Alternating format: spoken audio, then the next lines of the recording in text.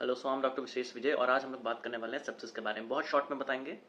Basically sepsis क्या होता है कि आपके पास आपके बॉडी में एक इन्फेक्शन है और उस इन्फेक्शन के अगेंस्ट आपका बॉडी जो है वो बहुत एक्सट्रीम अमाउंट में जाकर रिस्पॉन्स कर रहा है, जिसकी वजह से आपके कंप्लीट बॉडी में थ्रू आउट द बॉडी आप में इन्फ्लेमेशन हो रखा है, ऑर्गन डिस्फंक्शन की तरफ जा रहे हैं और अगर ट्रीट नहीं किया गया तो डेथ निश्चित है। अब आगे बात करते हैं कि इसके वजह से हर साल WHO 2020 का रिपोर्ट है ये कि हर साल इसके वजह से 1 करोड़ 10 लाख लोगों की डेथ होती है ऑल ओवर द ग्लोब। और अब बात करते हैं कि बिल्कुल लेमन टर्म में आपको कैसे पता चलेगा कि एक बंदा आ रहा है, इसको सेप्सिस हो सकता है या नहीं। 6 चीज आपको ध्यान देने वाली है इसमें। 6 सिम्टम आपको देखना है। पहला होगा स्लर्ड स्पीच, बोल नहीं पाएगा प्रॉपर, कंफ्यूजन होगा, लेथार्जी होगी। उसके बाद आता है कि एक्सेसिव ब्रेथलेसनेस होगा, इसमें एक्सेसिव शिवरिंग मिलेगा, कांप रहा होगा, ब्रेथलेसनेस होगा। पेशेंट ऐसा बताएगा कि लग रहा है कि मैं मर जाऊंगा, शायद बचूंगा नहीं, ऐसा पेशेंट बोलेगा। अगर उसका किडनी डैमेज हो रहा है तो यूरिन आउटपुट जीरो हो चुका होगा, पूरे दिन भर में एक बार भी यूरिन नहीं पास किया होगा। तो ये बेसिक है। अगर आपको स्क्रीनिंग टाइप पे एक रफ लैंग्वेज में अगर बोले तो डायग्नोसिस बनाना है, स्क्रीनिंग करना है अगर, तो उसके लिए हम लोग यूज करते हैं Q score, Q sofa score. Q sofa score में बेसिकली क्या होता है कि हम लोग 3 चीज को ध्यान में रखते हैं। पहला हो गया systolic BP less than 100 mmHg। दूसरा हो गया कि more than 22 breath per minute. और तीसरा हो गया altered mental status, that is GCS less than 15। इन 3 में से अगर कोई भी 2 चीज प्रेजेंट है तो हम बोलेंगे कि पेशेंट जो है मे बी सेप्सिस में जा रहा है। This is screening. तो हम बोल सकते हैं कि हाँ, बहुत हाई चांस है कि ये बंदा जो है सेप्सिस की तरफ जा रहा है।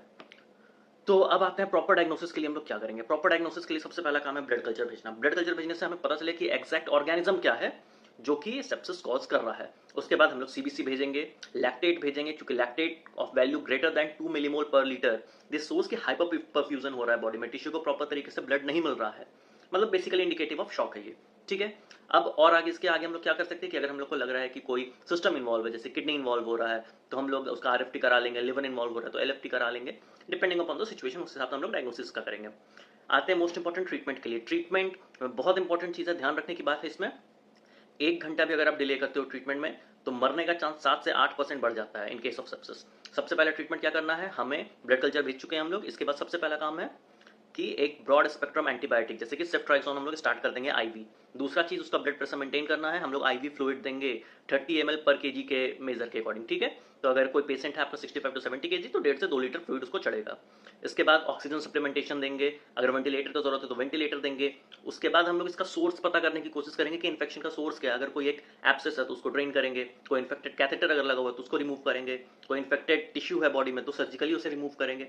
ये हो गया। अब अगर पेशेंट है सेप्टिक शॉक में, मतलब कि फ्लूइड देने के बाद भी उसका बीपी कंट्रोल में नहीं आ पा रहा है, तो उस केस में हम लोग वेजोप्रेसर जैसे कि नॉरएपिनेफ्रिन देंगे उसको, ताकि बीपी कंट्रोल में और बाद बाकी लैक्टेट लेवल, वाइटल्स वगैरह मॉनिटर करते रहना है।